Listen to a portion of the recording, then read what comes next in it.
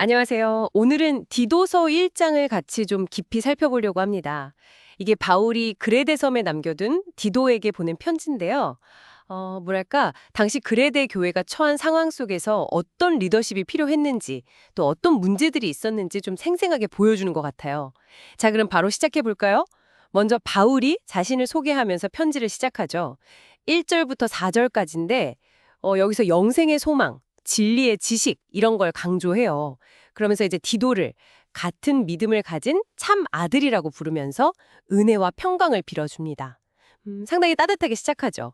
근데 바로 5절에서 본론으로 확 들어갑니다. 디도를 그레데에 남겨둔 핵심 이유가 나오거든요. 남은 일을 좀 정리하고 또 각 성에 장로들을 세우는 것. 이게 아주 중요한 임무였던 거죠.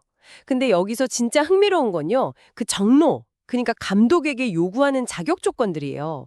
6절부터 8절까지 쭉 나오는데 여러분도 한번 보시면 이게 뭐 그냥 착한 사람 이 정도 수준이 아니에요. 정말 깐깐합니다. 일단 흠잡을 데가 없어야 하고 한 아내의 남편이어야 하고 또 자녀들도 믿음 안에서 이렇게 뭐랄까 방탕하거나 불순종하면 안 된다는 거죠. 그리고 성품도 봐요. 제 고집대로 하면 안 되고 쉽게 화내거나 술에 빠지지도 않아야 하고 폭력적이거나 부당한 이득을 탐해서도 안 되고요. 오히려 손님 제접하기를 좋아하고 선한 것을 사랑하고 또 신중하고 의롭고 거룩하고 절제하는 사람. 야, 이건 뭐 거의 완벽한 리더상이 아닌가 싶을 정도인데 이게 그냥 이상적인 목록이라기보다는 당시 그레데가 그만큼 혼란스러웠다는 반증 같기도 해요. 이런 리더가 절실했던 거죠. 네, 맞습니다. 특히 7절에 하나님의 청지기라는 표현이 나오잖아요. 이게 그냥 직책 맡는 게 아니라 하나님께 직접 위임받은 걸 관리하는 엄청난 책임이 있다는 의미거든요. 그 무게감이 느껴지죠. 그리고 그 모든 덕목 위에 구절을 보면 더 중요한 게 있어요. 밑분 말씀의 가르침. 그러니까 사도들을 통해 전해진 그 건전하고 신실한 교리를 그대로 지켜야 한다는 거예요.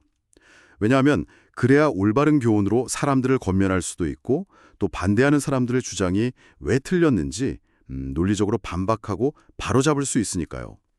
그러니까 인격뿐만 아니라 가르치는 능력, 분별력까지 다 갖춘 지도자. 이게 당시 그레데 상황에선 정말 필수적이었던 거죠. 그럼 왜 이렇게까지 강조했냐? 그 배경이 바로 10절, 11절에 나옵니다. 당시 그레데에 이게 순종하지 않고 헛된 말을 하고 속이는 사람들이 많았다는 거예요.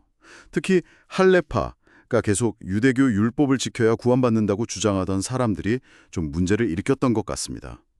이 사람들이 근데 부당한 이익을 얻으려고 가르쳐서는 안 될 것들을 막 가르쳐서 가정들을 통째로 무너뜨리고 있었다는 거예요. 심각하죠? 그리고 12절은 진짜 좀 놀랍기도 한데요.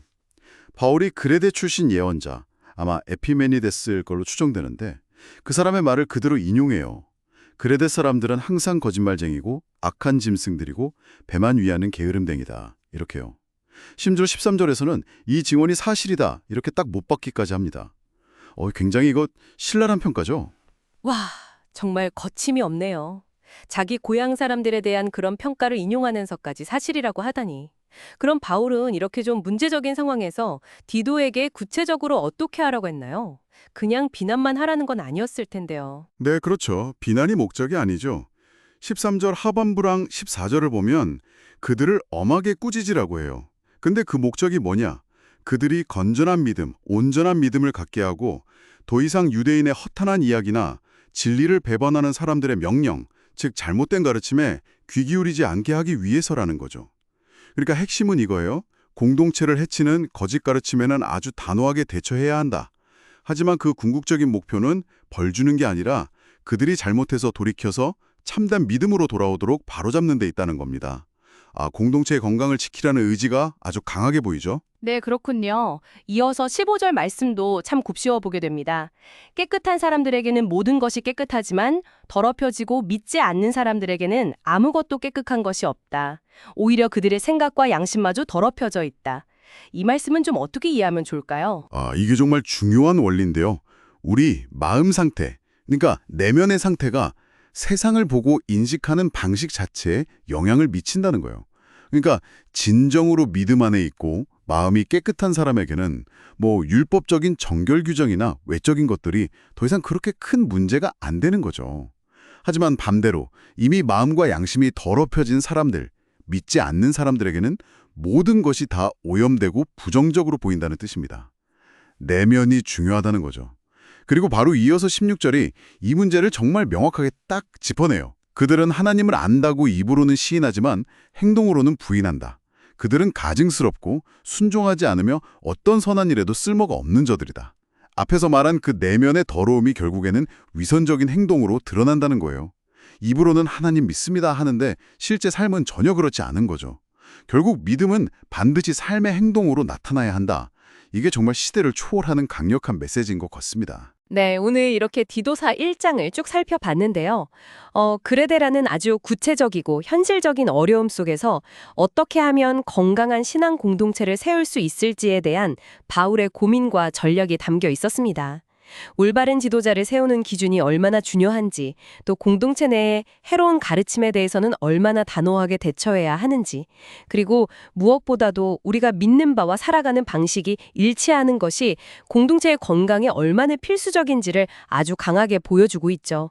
여기서 우리가 한 번쯤 더 생각해 볼 만한 점은 이거 같아요. 2000년 전 그레데 교회가 직면했던 도전, 특히 이 신념과 행동 사이의 불일치라는 문제는 과연 오늘날 우리에게는 어떤 질문을 던지고 있을까요? 어쩌면 여러분이 각자 중요하다고 생각하는 가치나 믿음들이 실제 여러분의 일상적인 선택과 행동 속에서는 어떻게 드러나고 있는지 한번 조용히 성찰해 보는 계기가 될 수도 있겠습니다.